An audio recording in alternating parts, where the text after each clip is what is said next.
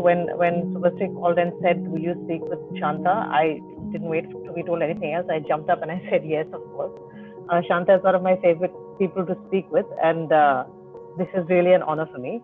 Thank you also, Madhu and Udita and PLD, for making this possible. Um, you know, uh, uh, Jerry Pinto has written, has put together this book of Shanta's called The Engaged Observer, which is a series of her works. And in the introduction there, he talks about how difficult it is to, um, he calls Shanta Mercury, saying it's really difficult to place. She has done so much work across so many media, including film, which we will not be talking about today. And it's, trying to think how to cover all that work in a conversation is extraordinarily difficult, Shanta. But what we will do today is try to dive into some areas of her work in an effort to, to see that as to let that throw light on the body of the work, because you can't possibly go through the entire body of work. Since this is about feminist archiving, Shanta, perhaps we can start by chatting about, perhaps you can start with you telling us a little bit about your own views on feminism and some of the direct work you've done with feminist organizations. Yeah. Next time around, you will have to speak a little louder. Okay, sorry. Shall I? It's okay. Okay. I've got what you said. Okay. Yeah. So I have to go back to the 1970s, because that's when this whole thing began. And before that, my introduction to feminism was through, I think, my own life, because I had extremely liberal parents and my friends' parents were not so liberal. So I could see a certain difference between their lives and my life.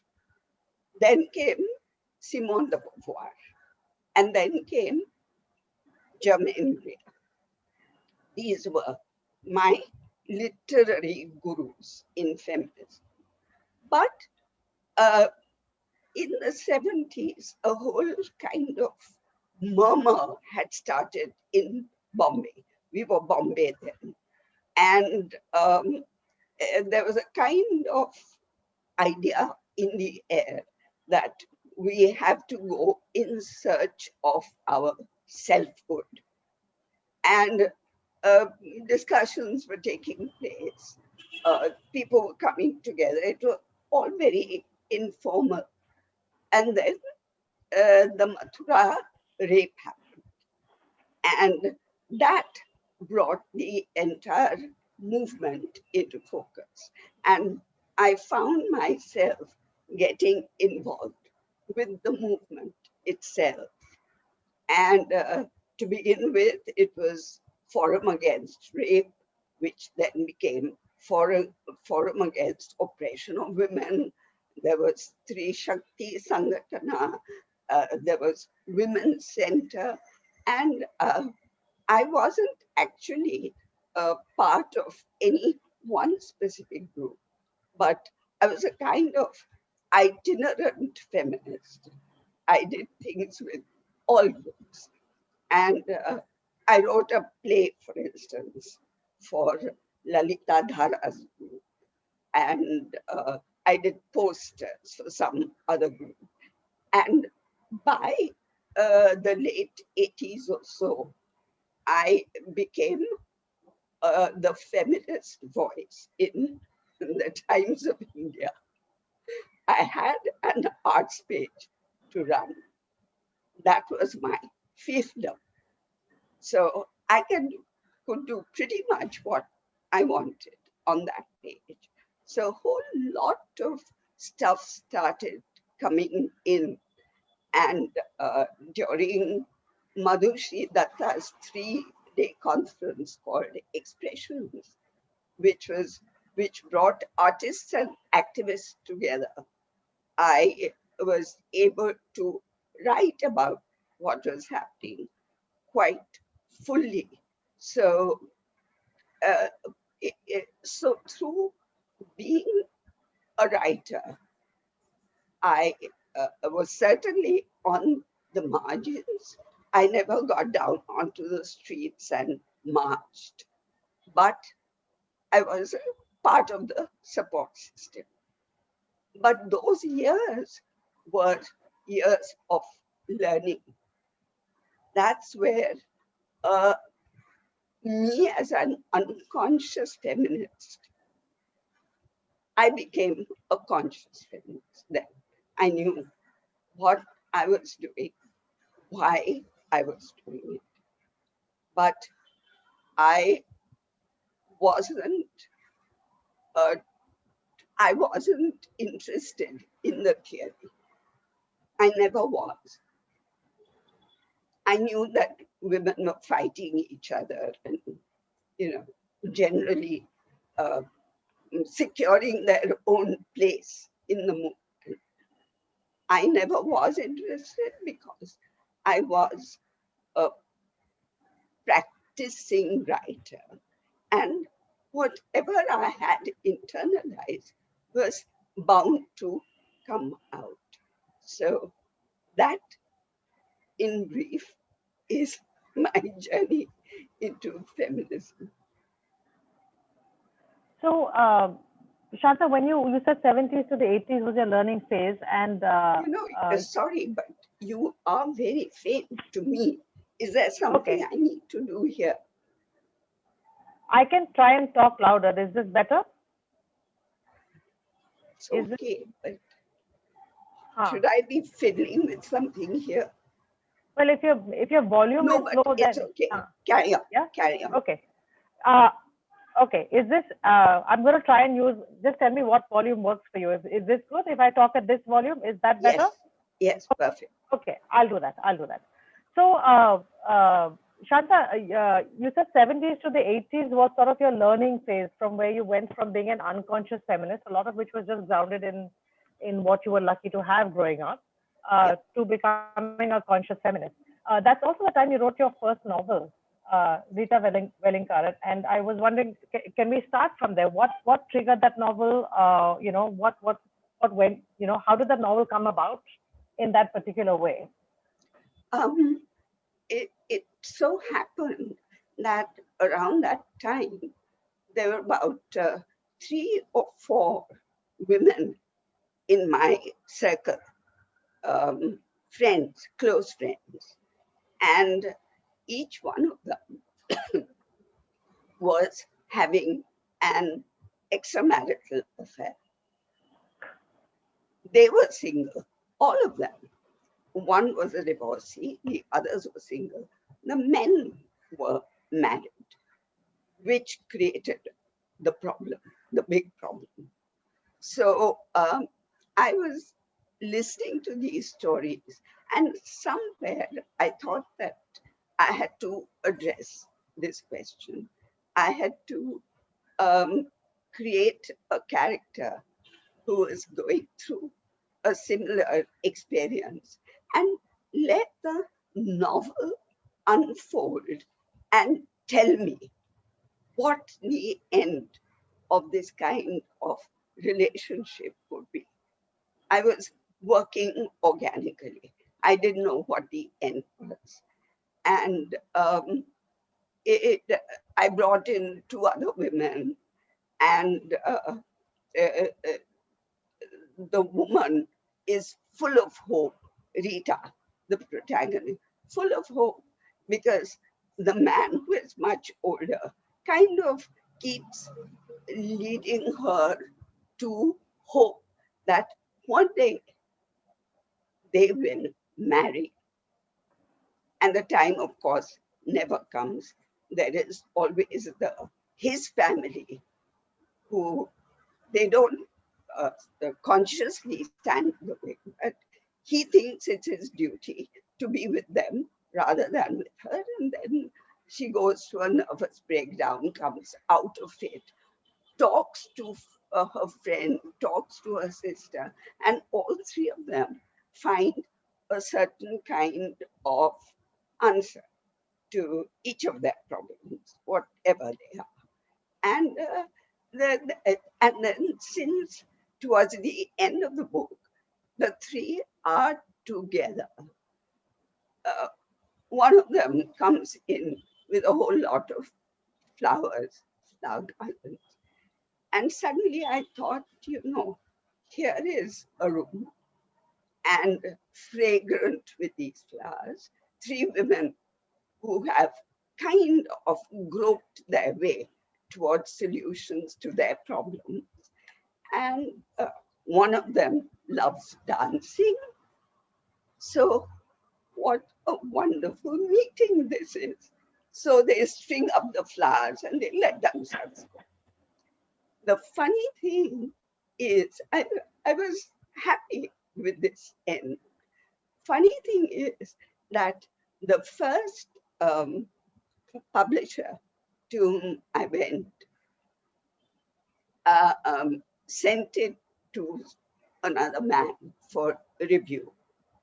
And that man called me, and we sat in the Asiatic library under those formidable statues. And I had that feeling of, oh God, this isn't the place where I can talk about Rita. But this man said, oh, it's a good novel.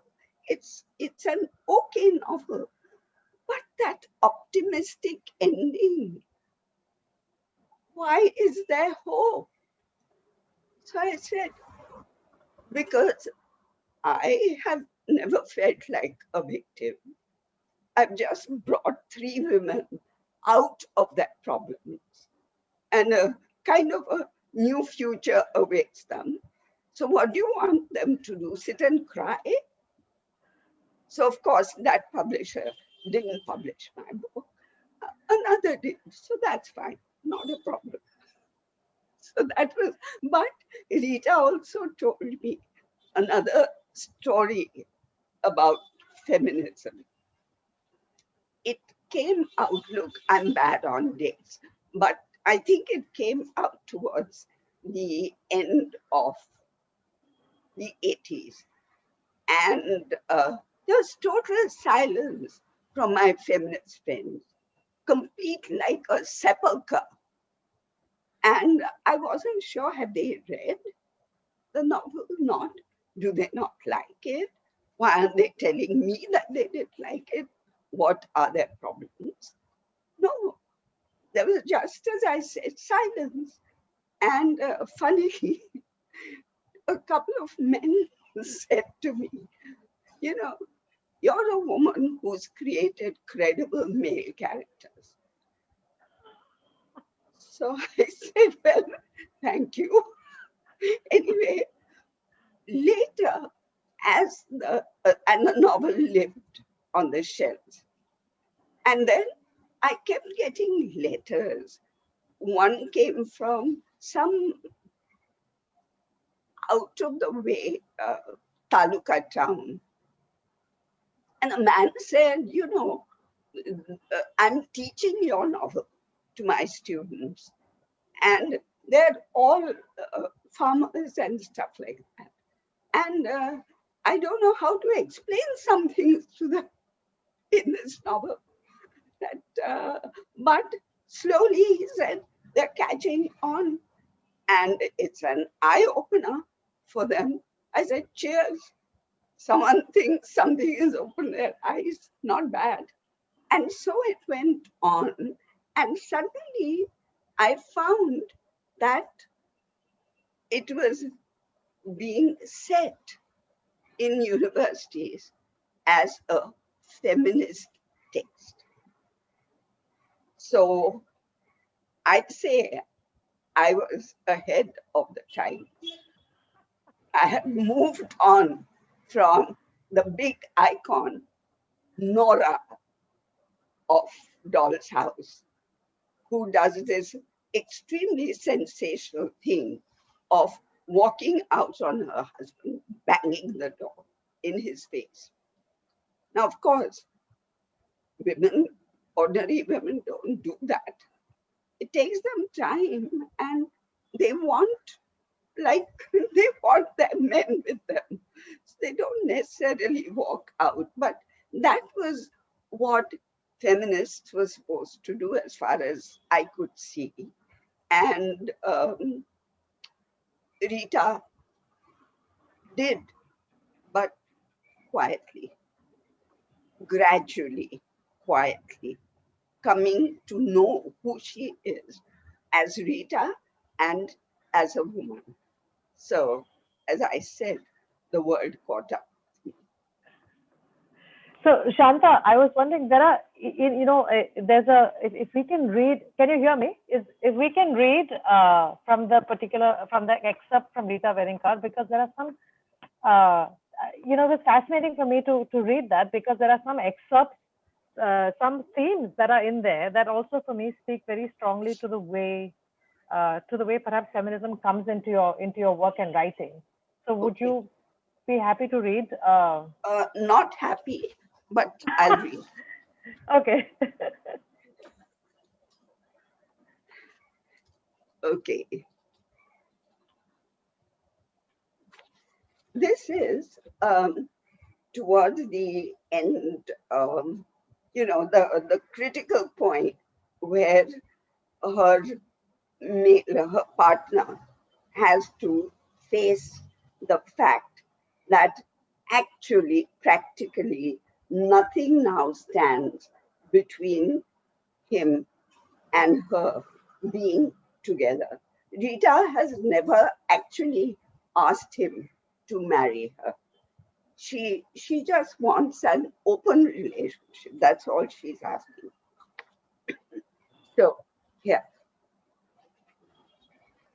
As we lay in bed, I said, Sarvi, will you tell your family about us now? Visit me openly? Have dinner with me? Sleep here?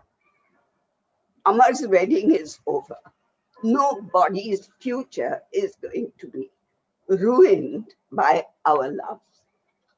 I felt his body stiffen. He drew a deep breath, clearly preparing to make a long speech. Don't, I said, just yes or no. I'm not asking you for reasons. No, he said at last. I can't hurt my family. His voice came out small as he rose in a hurry and rushed to the bathroom. I let my legs slide over the side of the bed. I sat up. There was my mirror, and in it, me. I walked heavily over. I picked up a lipstick. I drew a flower on my left cheek, another on my right. Good balance.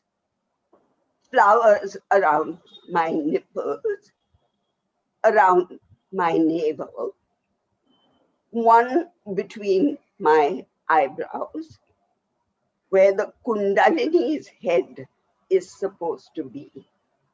And from there, a straight line down my nose, between my breasts, down, down, down into my pubic hair.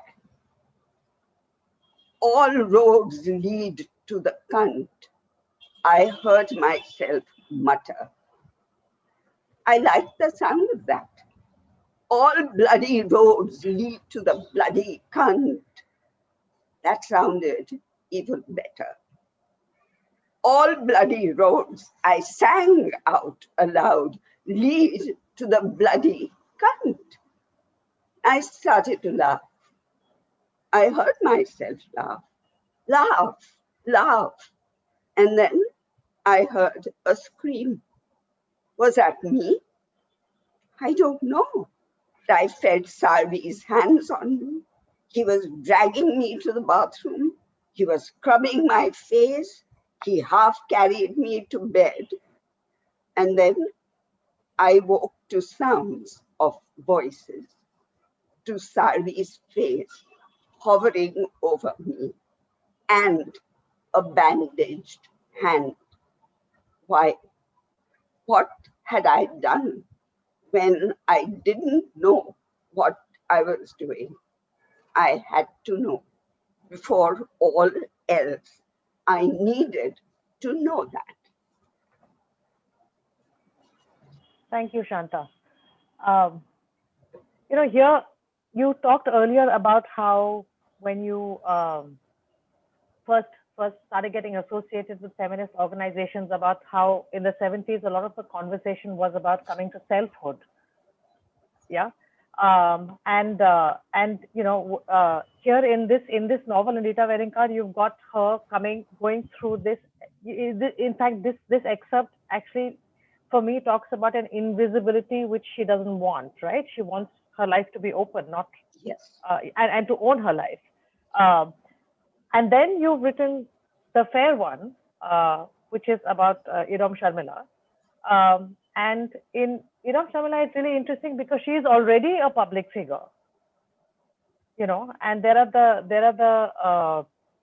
the burdens of being a public figure and other people's expectations of you. And I wonder if if you could talk a little bit about how you came at that, because for me somehow the juxtaposition of these two are really interesting. Here is somebody who is an everyday person who wants to own a life, and here is somebody who, for me, wanting to own her life, but from the public in some kind of sense. Yeah. Yeah. And if whenever, we can start with the reading, or you can speak about it and then read. But the reading is really powerful, so if we can also do that, please. Would you like to read that, please? Sure, I can read it. Yes, I do have it. So I'll talk about this, your question, and then if you don't mind, happily. Okay, right. Yes. See, Iram Sharmila was kind of getting under my skin. Her fight, her struggle, and I had been to Imphal. I knew the place, and I just thought of the loneliness of this woman, incarcerated in this one room with a tube stuck in her nose. And I kept wondering, what keeps her going? What is it that keeps her going? And then there was a lovely article that Kalpana Sharma wrote. And there was 1, 2, or 3 lines in it, which for me became the kind of image for if I was going to write a play. I wasn't sure I was, but this image stuck with me of the day off which Sharmila would get from the hospital bed, and she would walk out, and the mothers would be there in the tent, and she would sit amongst them, and they would pet her and caress her. And there was no feeding because she was on a fast. But everything that mothers would do to a child, they did to her. And then she was back in her room. And it struck me that this surely gives her at least some of the strength that takes her through those days. Then, of course, I began reading up on lots of stuff that I collected. Films, I think there were a couple of films made on her, which I saw. Then Shirin Ebadi, the Irani activist writer, came to Delhi, and she said to the journalists gathered to hear that if something happens to this woman, you will be responsible. And the journalists had never been put on the block that way. And there were lots of things like this happening. And Sharmila was becoming a living presence for me. And then finally, it had to come out in a play. I wrote only one act play because she was still on a fast. And I read it out to people. I read it for members of Majlis. Madhushi was there, Shravya was there. And I got a lot of comments, mostly favorable. And I thought, okay, I've done what I wanted to do. And then suddenly she gave up her fast and decided to stand for elections. And precisely around that time, Mahesh heard about the play and said, can we read it? I'd like to do it. So I said, look, it's not relevant now unless I add a second act to it. So he said, why don't you do that? And I thought, my God, after a complete play, to open it up again and add a second act. But meanwhile, what happened was Sharmila lost the elections and she was totally rejected by her people. Because not only had she stopped fasting, she was in love with an outsider. Now here was, like Robert Frost, two roads, one much walked on, the other new. And at that time, my daughter Renuka was so moved by her situation that I think she wrote a Facebook post addressed to her saying, if you have no home, come here. My home is open to you. Please come. So I thought that gives me an entry into the second act because my protagonist, Sharmila, is off stage in the first act. It's my protagonist who is reacting and responding. She's a Delhi woman, an army officer's daughter. Very stiff, very proper, very everything, homemaker. And it is through how her eyes are open to Sharmila that we see a kind of mental, emotional relationship build up between them. So I brought this woman into play, writing to her, saying, come here, my home is open to you. And then it is a question of theater, because I simply didn't want anybody playing Sharmila as Sharmila. Right. I had seen what was she, Lady of Burma, some play called that, in which they had chosen an actor who looked the part, but couldn't for the life of her act the part. So this sort of thing happens if you, in theater, go for that kind of authenticity. So it had to be theater games. So a Sharmila comes and the woman keeps saying, you're not Sharmila. So she says, pinch me, I'm real.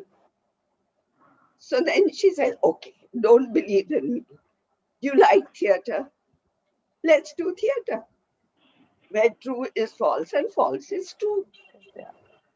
So through this device, I was able to then open up to the problem of a person like Miss Sharmila to become a woman. She's in love. She yearns for what she calls a normal life, but she has a half-finished mission. So what is she to do? And that second half leaves the question open. But the Delhi woman is so keen that she goes and marries this man and leads a happy, happy woman's life. But we leave it at that. So that's how the second act got written. And then Mahesh did it with a lot of cutting and changing. So Shanta, should we, since it's part of a script, should we sort of read it together? You take one and I take one. Oh, it'll be nicer that way, no? Okay. Yeah. All right. Yeah. Yeah. If you don't mind, and then I can read something else to save you from reading if you want. Yeah. Thanks. Yeah. You wanna? Okay. Shall I read Sharmila because and you read the woman? I'll read the woman. Yeah. Okay. Yeah. Yeah. Please. Yeah. Wait, let me just get it up. Yeah.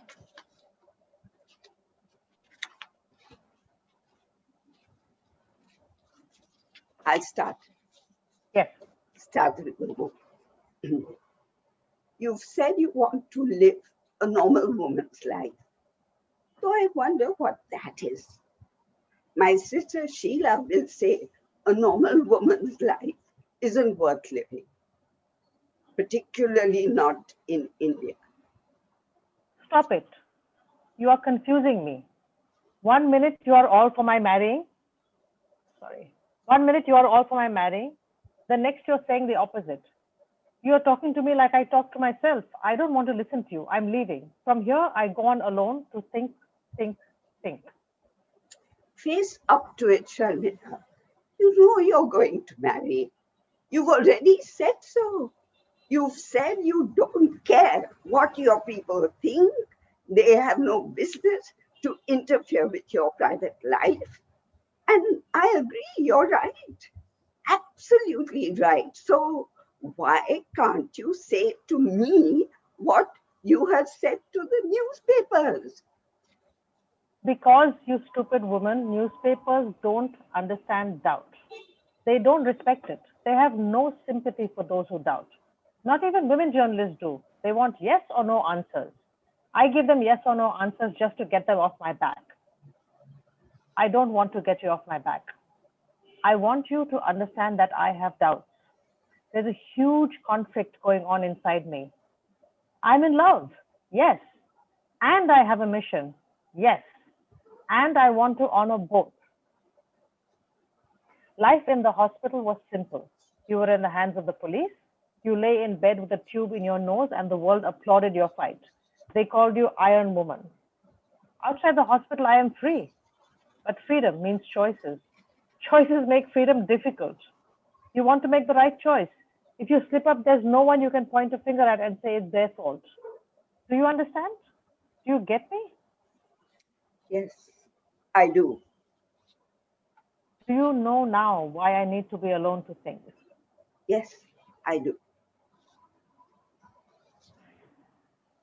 So, on to the question of choice. Because one of the things that you constantly do, like choice is often talked about as freedom. And one of the things you constantly do in your writing, Shanta, is you show how difficult choice is. That it's not so much what I see in your work and in the way you speak as well is it's just about having the right to be yourself, to make yourself rather than choice. It's like it's not the Nora walking out the door, which you talked about, which is also there in your book. You talk a lot about that moment that has sort of become iconic and therefore has lost its nuances,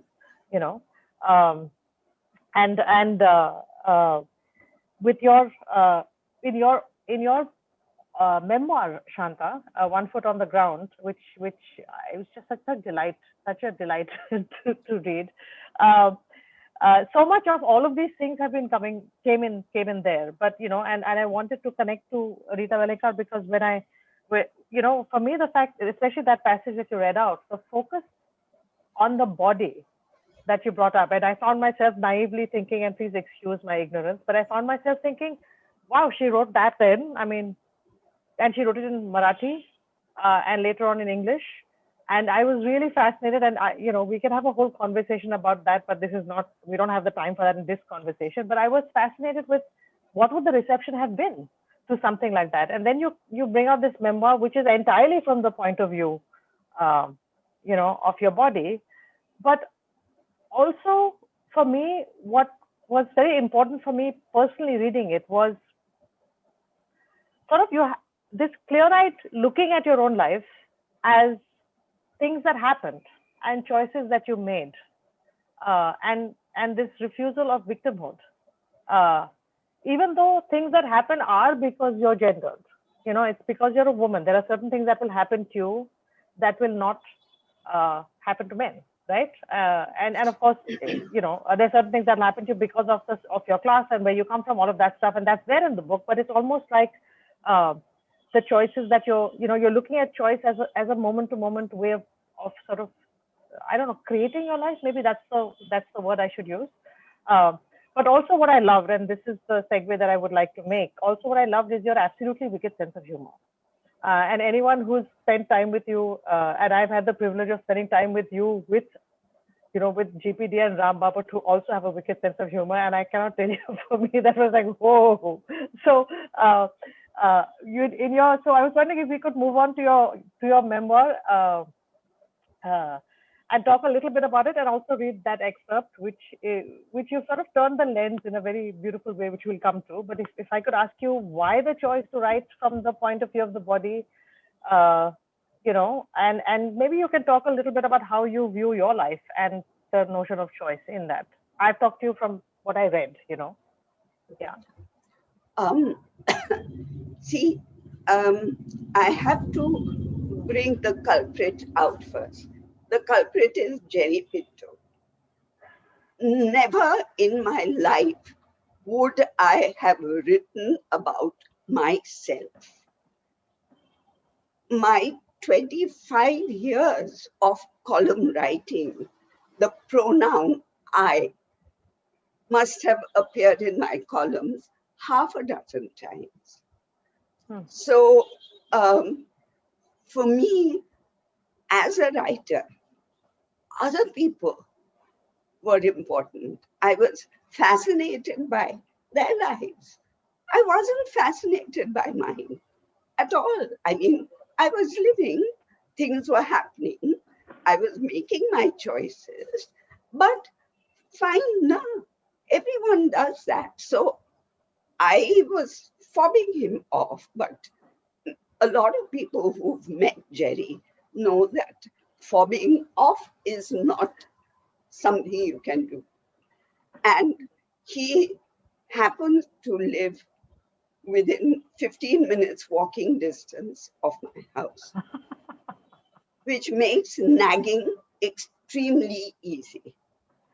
So 2 years he was at it and I was resisting. And then one night I got up from a dream and I had a kind of iron, slimy feeling in my throat. And suddenly I realized, I remember this feeling. It came when my tonsils came out. It was that slimy blood and the smell of iron. And I thought, there's a whole lot of stuff supposedly significant in my life, which I do not remember. But I have a body memory of this, which is so vivid. And actually, that set me off thinking about my body, thinking about it, and then also thinking, gosh, this could be the answer to this daily nagging that goes on. Because it serves his purpose. It didn't, because he saw that I had opted out of talking about myself. It serves my purpose because with the body, you can be totally objective. I can be. I always have been completely objective about my body. It is there. It is not there by my choice, but it is, I love it, whatever it is. And I have totally accepted it right from the start. So it gives me that distance, objectivity, which I would always want to have in my writing, and yet it's totally intimate. So if I was questioning myself, why would anyone read my memoir? And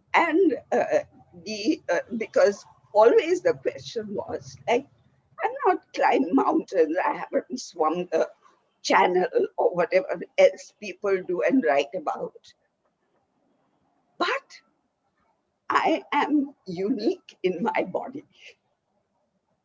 No one else looks like me. No one else is constructed like me. No one else has gone precisely through these physical events. So then I had my answer. And that's how I came to write about my memoir through the body. And I enjoyed doing it. So this excerpt, would you like to read it, or would you want me to read it? You please. Okay. You please. So Yeah. I'm going to read this excerpt, which of course you've chosen not to talk about your body, but it's lovely that you've chosen this, because usually one is talking about the woman's body, right, and people gazing at the woman's body, and so here's quintessential Shanta doing exactly the opposite. Let me just get that piece up. Okay, so One Foot on the Ground, which is Shanta's memoirs. In the next 9 years, I was to gain much knowledge of the affairs of men who went about corporate corridors with flapping ties and bulging files, looking as though the profit motive that drove them was the most sublime force that anybody could desire to be driven by. However, our department was so placed that we were witness to how even the most high-flying managers of the company were brought down to earth by the call of nature. The men's washroom was next to our department. The body has its own compulsions unconnected with human dreams and delusions, and this is a great leveler. We saw daily evidence of how vulnerable, powerful managers looked when they came out of the washroom under the gaze of 14 female eyes. Had they remembered to zip up? Meanwhile, my hair was graying. A well-meaning supervisor from the factory floor drew me aside to the back of a filing cabinet one day and said confidently, I have a stone that does the trick. The trick? Hair. Hair what? You're going gray. I know, but you're young. Really? You shouldn't go gray so early. I have a stone. I use it myself. Simple to use. Just rub it in after washing hair. Color doesn't come off on pillows. That's really kind of you. But I've made a promise to our family goddess that I will never dye my hair. The man looked immediately respectful. I had used this trick on a couple of occasions before to avoid arguments, and it never failed. Once, when the commander-in-chief of the Eastern Naval Command got friendlier than necessary on the dance floor, I did a scared intake of breath and said, oh my God, our lunar fortnight for not singing and dancing began this morning. Please excuse me, I can't go on. He held on to my hand. It's a vrat we keep for our family goddess. He let go of my hand immediately, respectfully bowing me off the floor. That's the advantage of living in a spiritual nation which believes in 33 crore deities, each to be worshipped with his or her own esoteric rituals. Shanta, I want to jump ahead. I always love reading that portion, right? Because I can visualize, your managers coming out of the washroom with 14 pairs of female eyes on them. I wanted to. I'm looking at time, so I'm moving things along. With with this kind of, I mean, there's so many questions I want to ask you, but this kind of sort of humor at the discomfort that men face as well, right? I mean, there's a gender dynamic, not just a woman's space, right? And you're playing with that gender dynamic here. And I was just wondering if there's something that we could talk about there, because you also mentioned how somebody said, Rita Wellinkar, that you created real real men characters. There's a way in which when you want to make statements, sometimes one tends to go black and white, right? When people want to make statements, or you take a side in that sense. And it's interesting to me that the you know that the writing is taking a side and yet not removing the humanness of any person. And if you can talk a little bit to that, and am I making sense? I'm struggling. Oh, You sorry. first Yeah, I saw talked your about expression. you first talked about humor, Yes. Yeah. which I as a woman aren't supposed to have. Right. So half the time, if I say something which you might find funny, I have to put up my hand to a male and say, that was a joke. Really? Yes, they, well, the men in my life uh, don't seem to get nuances of humor. Like, I never tell a joke. I can't. I always forget the punchline. But I'm constantly amused by things. And in our country, there's so much to be amused by. So, so I might come out with a funny remark, and I see the other person's face go very serious. And then I put up my hand and say, I was just being funny. Sorry. Very sorry. So anyhow, that humor is a tricky business. But the other thing you said was what? I didn't. So sorry, let me just about the humor part, because in this book, in the Engaged Observer, Jerry sort of put them into a section, right? And it's the section on feminism. Yeah. That whole section, you're sort of looking at patriarchy, like you're pointing it out, but you're also laughing at it, which for me is and then like you're amused at the absurdity of it in some sense, is what. Yes. Yeah. And that's very powerful, but I didn't realize people didn't get it. You're joking. Okay. Yeah. So no, the other question that I was I've forgotten my question. I'm like that. I started listening to it, I completely forgot my question. So I'll come back to it later if it comes up again. Shanta, I want to hark back to something else that you said. You said that your one of the difficulties you had in responding to Jerry was that you were always interested in other people. And you have brought the lives of phenomenal people to us in writing. And perhaps if you can talk on some of those choices. I mean, you've written, Smriti Chitre, you've got the book on Durga Khote, and of course the work that you've done on Veena Pari Chawla. And I was wondering if you could talk a little bit about your choices in wanting to do these works. Yeah. Well, as a writer, I remember first when the various feminist presses were being established, and I was approached by one of the owner editors and asked to write a book. And the first thing she said was, of course, it has to be woman-centered. And I said, no, I'm not going to be tied down. A woman will automatically come to me as a protagonist, but I don't want a publisher to say, write a woman-centered book. Then all ideas vanish from my head. So if I wrote Rita first, a lot of people wondered why I wrote Tyavarshi, which is about artists and violence, and how artists, this is very simply, how artists respond to violence through their work. And of course, I had three very strong women characters, but I had four strong male characters as well. And they formed a group of friends. So it wasn't seen as a woman-centered book. It wasn't seen as coming from any kind of feminist perspective.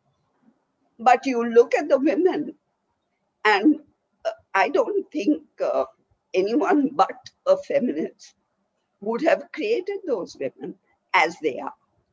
However, these are the kinds of frames within which I have never wanted to be confined.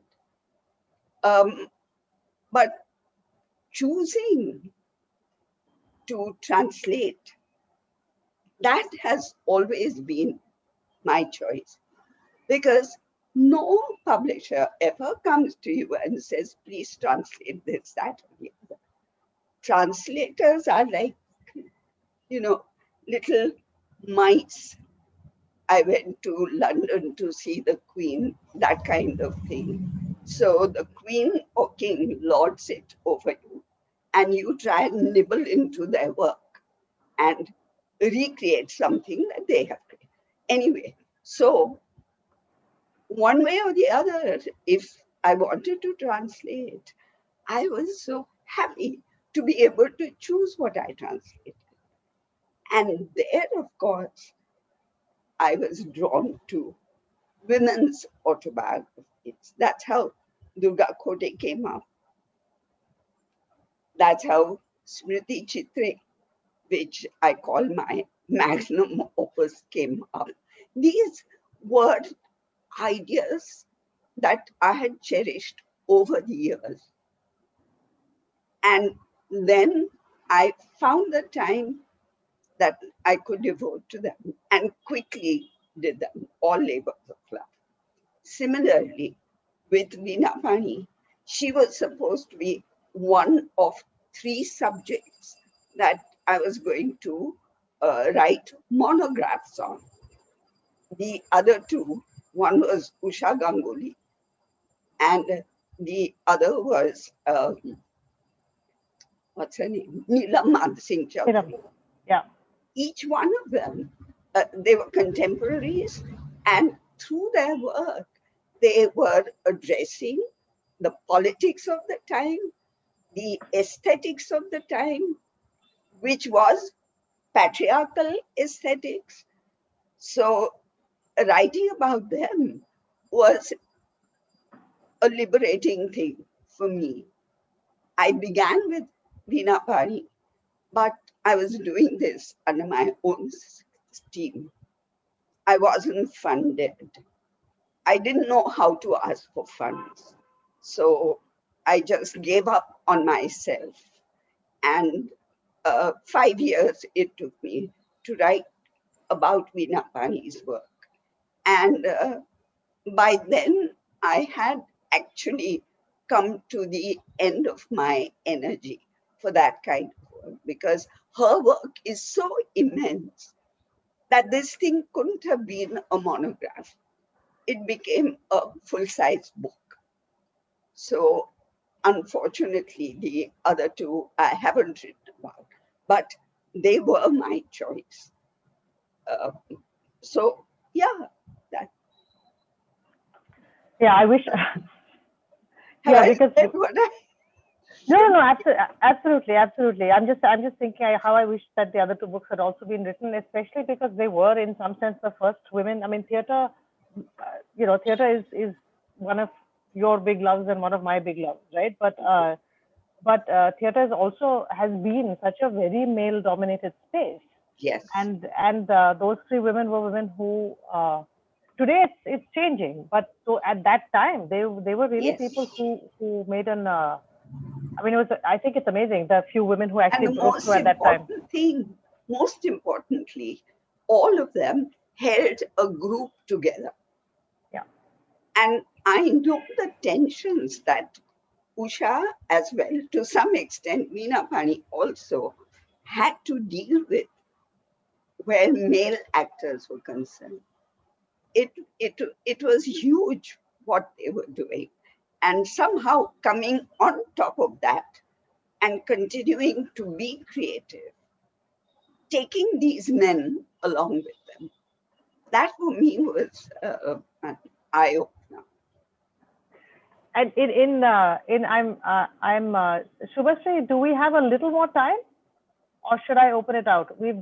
I think we've been I talking think, for an yeah, I hour. mean, we Yeah? can take Q&A, but we also have a few more minutes if there's more you want to ask. Well, I just thought maybe it would be lovely because one just more to. question with it. Okay, great. Shanta, I really wanted to do the reading from Tyavarshi that you have, because your immersion has been with theater, and there's a lot. I mean, that's a whole nother talk. But also with classical music, you've written so much about classical music and dance in your columns, and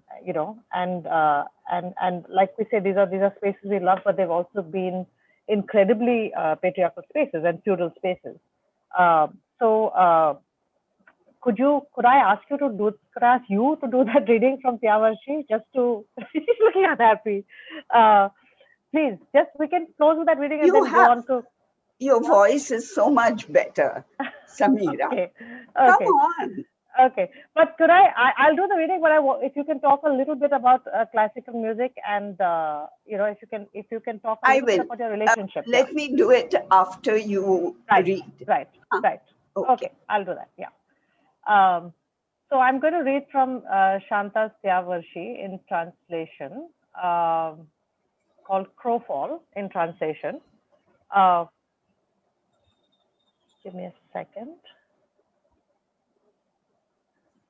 The applause has petered out. Sharda's expression grows serious. She speaks with deep humility. I now present a bandish in mid-tempo. It is my own composition. It came to me in Marathi, which is not the language of Hindustani music. It came to me in Shuddh Sarang, which is not an evening rag. Yet I will dare to sing it now. I beg for your tolerance and forgiveness. Sharda's voice is a hum. She holds the first note with a tremor in her voice. Her voice grows stronger as she begins to unfold the notes of Shuddh Sarang. Fully confident, she leaps into the bandish, singing it in its entirety before elaborating on every phase. I have seen time, dear friend, I have seen time, goes the refrain. The audience is silent, suspended in disbelief. Shuddh Sarang in the evening is one thing, but the words, time, that is death, a song about death, that is inauspicious, unacceptable in classical music. There is disapproval in the silence. Sharda grows bolder. Her every word is etched in space. Anima is struck by how perfectly the afternoon rag matches the mood of the words. Shuddh Sarang reflects the white heat of the midday sun. The words speak with tender pain of small black lives quivering and freezing into stillness. An involuntary wah escapes somebody, more like a sigh than an exclamation of aesthetic pleasure.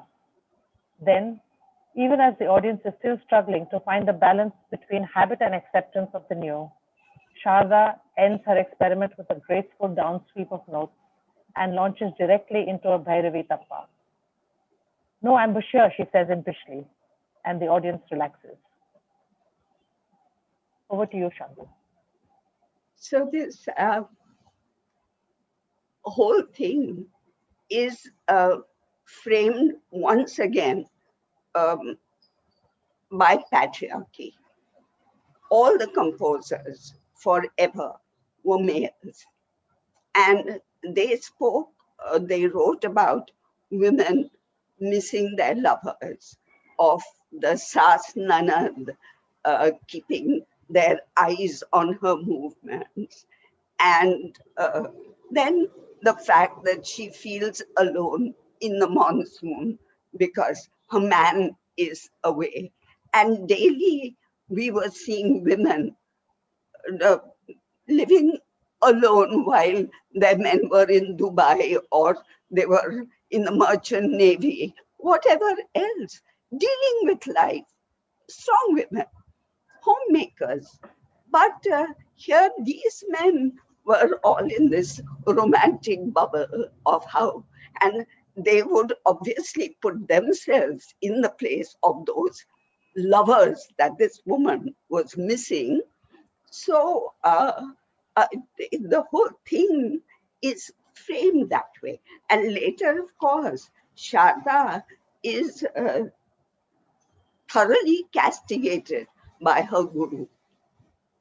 How could you do this? How could you do that? And she defends herself very ably, but she feels the loss of a certain respect that she had for this guru, and realize that that respect is confined only to his knowledge of his music. There is no opening out to the world, whereas she, as a growing feminist musician, wants to bring the whole world in. So this little piece then goes on to a confrontation between her guru and her. So that's where the piece comes from. She's gently breaking down doors. Right. So one last question for you then to take from here is, you talked about, and it's coming from what you said right now, you have talked about how you see feminism as one of the politics that has the space to embrace everything else. And I wonder if you can talk a little bit about that, because that's essentially what you're saying about what you just said, actually. Yeah. Yes. Because I think women have been so confined to their spaces that when they break out of that, they empathize with everything else that has been confined like them. So it is the margins that feminism opens up, whether it is the environment, whether it is Dalits, whether it is other religions against which now suddenly there is this great hatred being spread. Whatever it is, animals, feminism, if you grow into feminism, you grow into all these marginal issues and problems. So, and with men, because they have certain entitlements, they do not realize until they consciously talk to themselves. They don't realize how confined they are, how limited they are. I remember long ago, a male friend saw me sewing. I was sewing, I still do. And he said, "You, a feminist, how can you sew?" I said, "Come and see how I can sew. This is how I sew." And I said, "How dependent can you be on male tailors?" Tell me that. I'm not, because I'm independent and I understand my body best. So I make my clothes, they fit me. Thank you. So it is these kinds of, confinements that I have always been very impatient with, and I laugh at them. I'm going to thank you so much, Shanta. I'm going to open this up. There are some questions coming in, and I'd like to open them up. Manga is asking, Shanta, can you elaborate the overlapping processes of your fiction, translation, and research? Your body of work seems to seamlessly move in and out of all these genres. Yeah, well, fact is that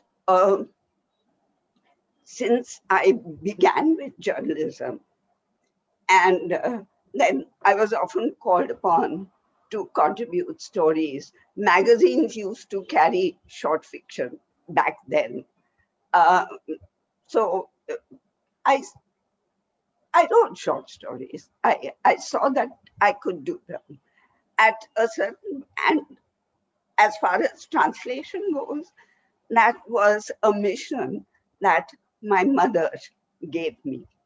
Because when I was going abroad and I was going to study English language and literature, and she said, so of what use is that to us here? So I said, I'm going to teach.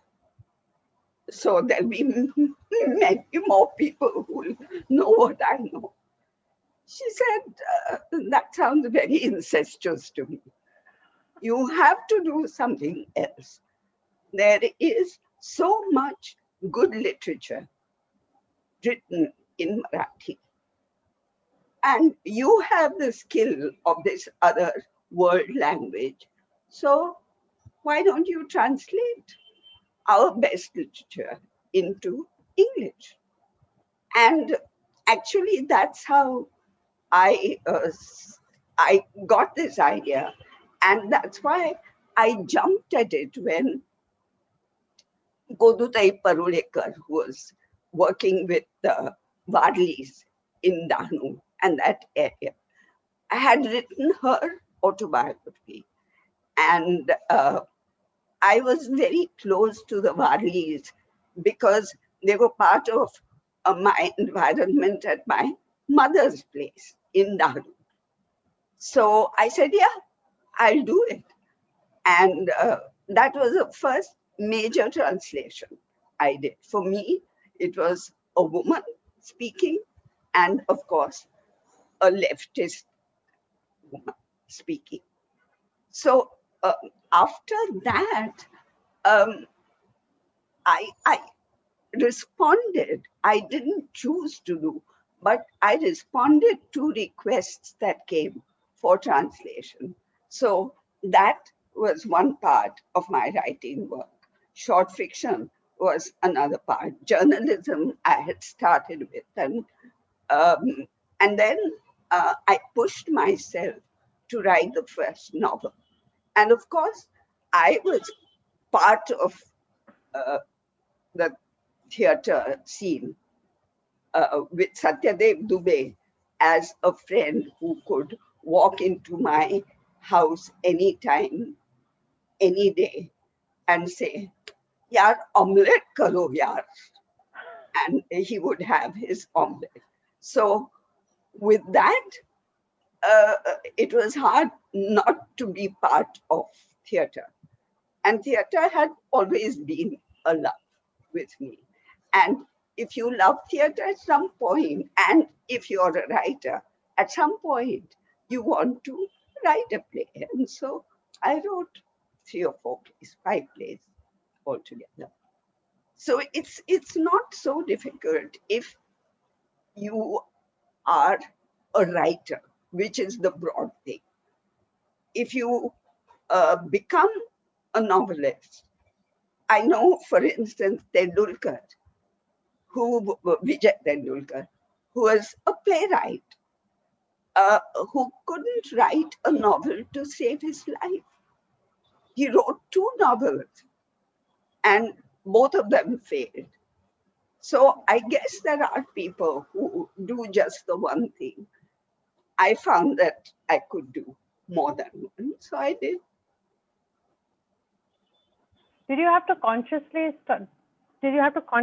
do any structuring or changing of thinking as you went from medium to medium, or it just flowed?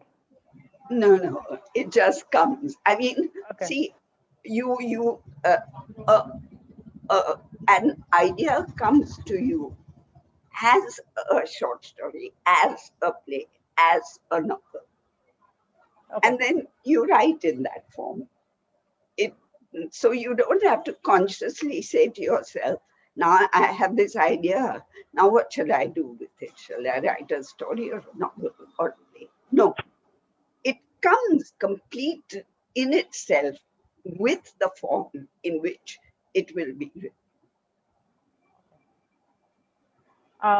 There's another question that says, choosing to translate, in quotes, brings me to my question. I really enjoyed Durga Kote and would like you to talk about it. This is from Namrata Ganeri, SNDT Women's University.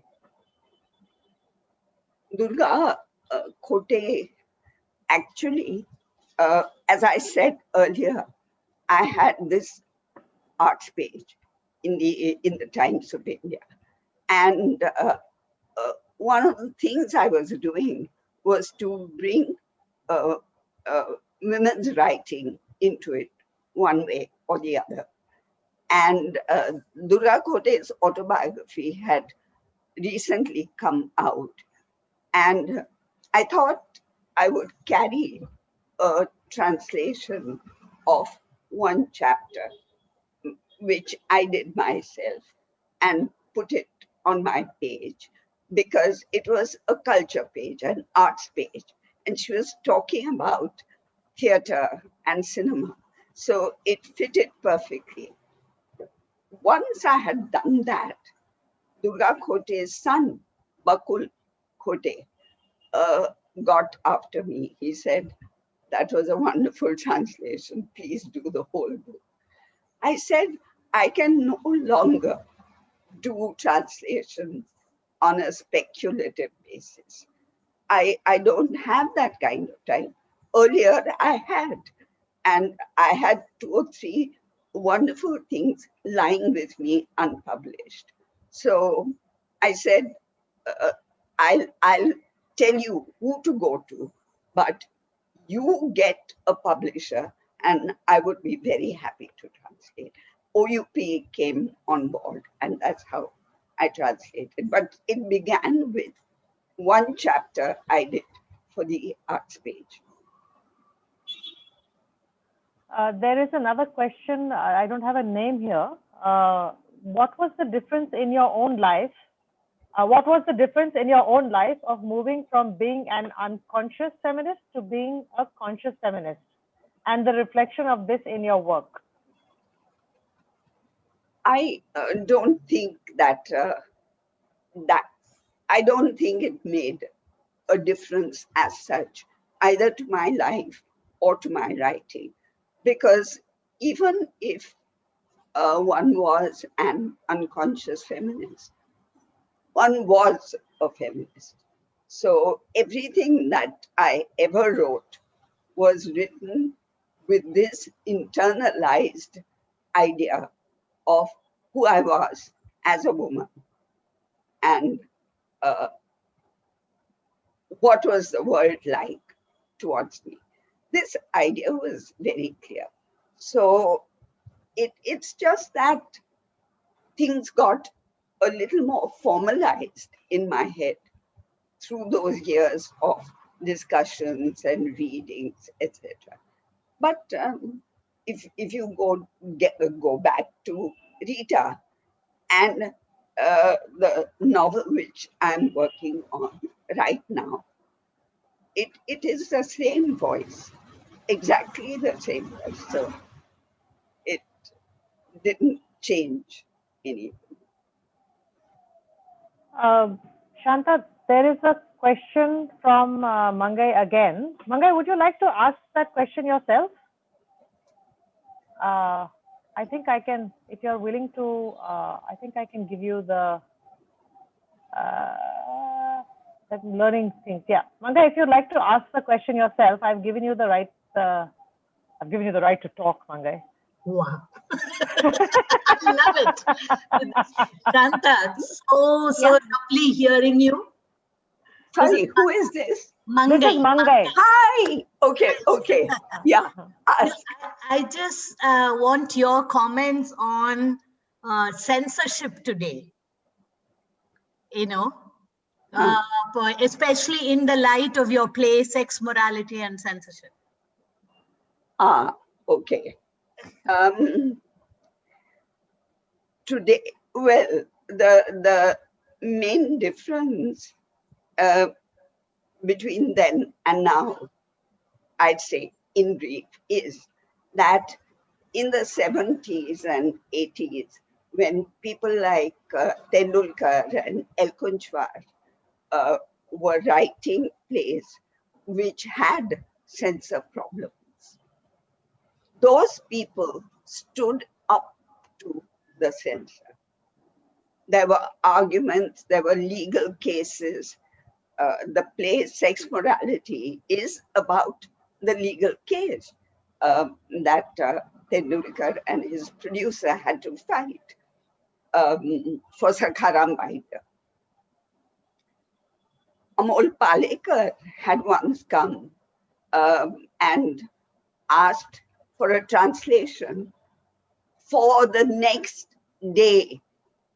He came at midnight and said, we are in the court and there are lawyers and judges who do not understand Marathi, and please translate Elkunchwar's Vasana Kand. And I stayed up the whole night and did it. Did it because we were part of that fight. We had to fight the censor. But now I find people tend to give in much more. So I think it was the mid-90s or more, it all came with liberalization.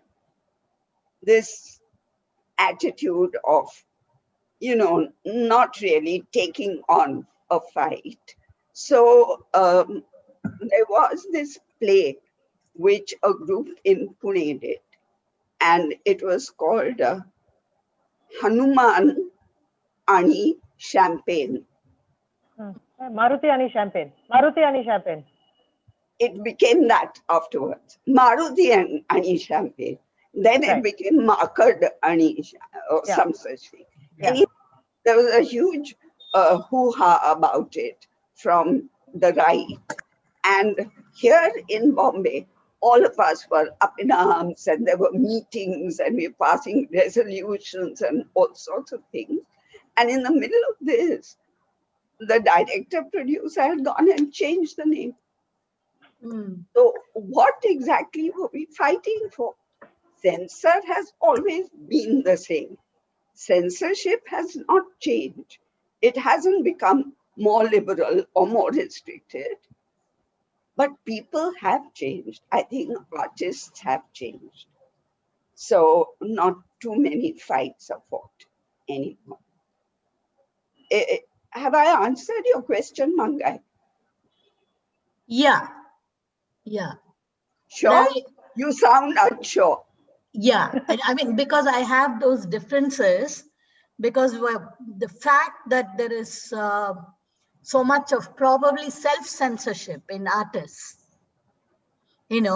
because of the climate we live in. Yeah. And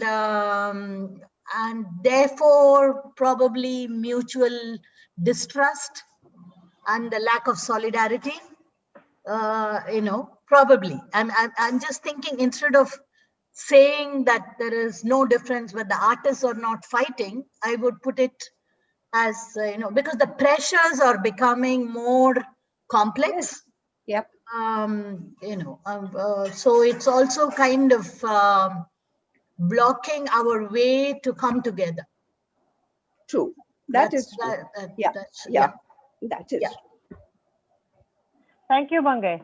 Paramita, if you have a question, would you like to ask it?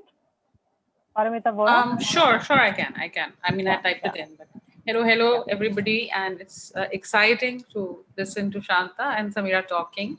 So my question was that, you spoke about how you were skeptical about writing a memoir and ambivalent about it.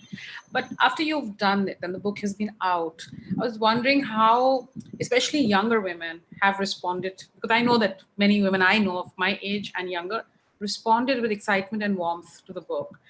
And so what have been the kinds of responses, and has that and other things made you think about the enterprise of writing a memoir, your memoir, in a new way? Like, have you retrospectively changed your mind about it in a way? No, I haven't. I'm kind of happy that people, young, old, male, female, are responding to it warmly and excitedly. I get lots of mails and yeah, like I'm enjoying this attention and response. But it is entirely because this book has been written the way it has been written. Any kind of post thinking about it doesn't uh, tell me I should have added this or taken that away or given it some other angle. I think it's something that is sort of done with. Uh, in fact, to tell you the truth, once it was off my chest, it was out of my consciousness. I wasn't thinking about it. So every time someone said, I read your memoir, and I take half a, oh, really? Oh, okay, thank you. Because it had just uh, left my consciousness. So I wasn't thinking back about it at all. Can I say one thing, moderator? Am I allowed? Yes, please, go ahead.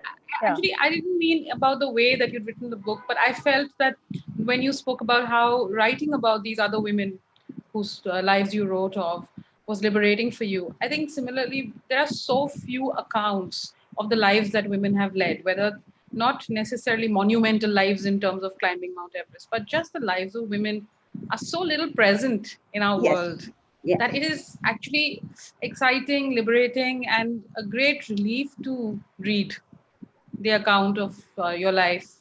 And it sort of whets, I hope it whets the appetite for many more such lives to be written about in a way, to be sharing life and sharing how one has lived. Yes.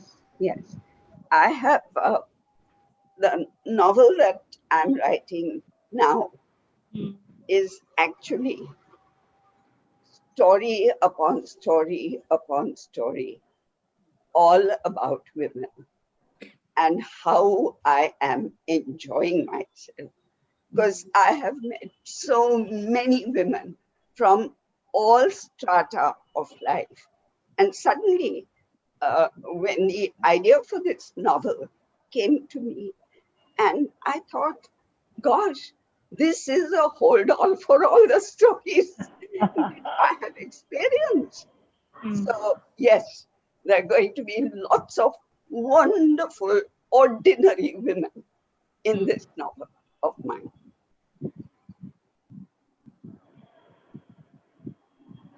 Thank you, Paramita. And yes, okay. Shubhashi's back here, so I'm going to say thank you, Shanta, because I think that's our No, that's not why I put it on. Please go on. All right.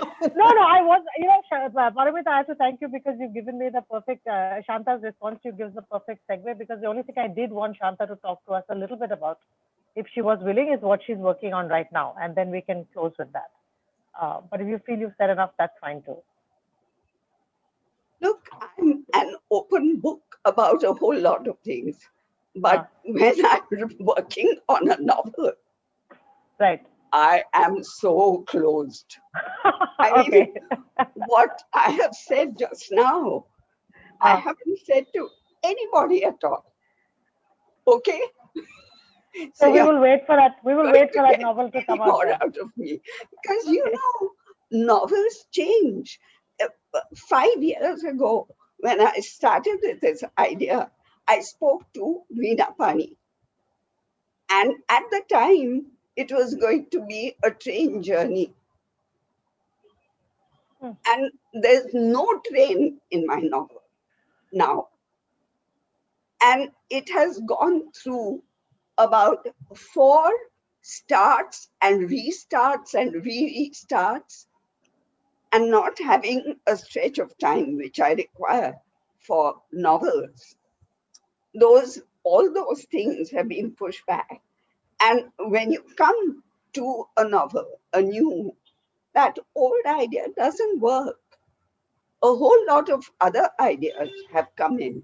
So luckily this time, I'm lucky. We are locked down.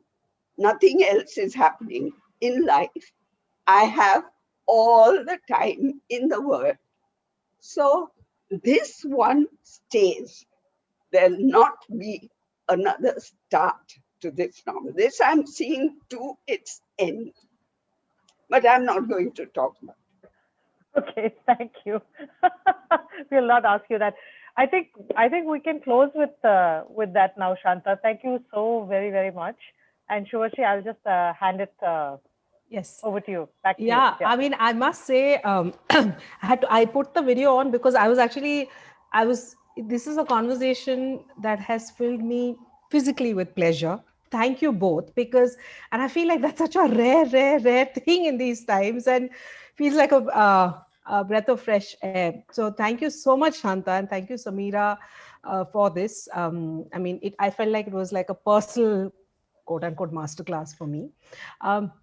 Just to say, people who joined midway, you can actually watch the session on the PLD Facebook page. It should be there, this session, and the one that happened last month, Uma Chakravarti's session, is there. The next conversation series will be on December 19th at 6 p.m, where filmmaker Deepa Dhanraj will be in conversation with B. Geeta, the writer. More information about that will be sent out soon. So thank you all, and thank you to all the attendees for joining, staying, engaging, and here's to more writing and literature and art and love and pleasure in the world. Thanks. Bye.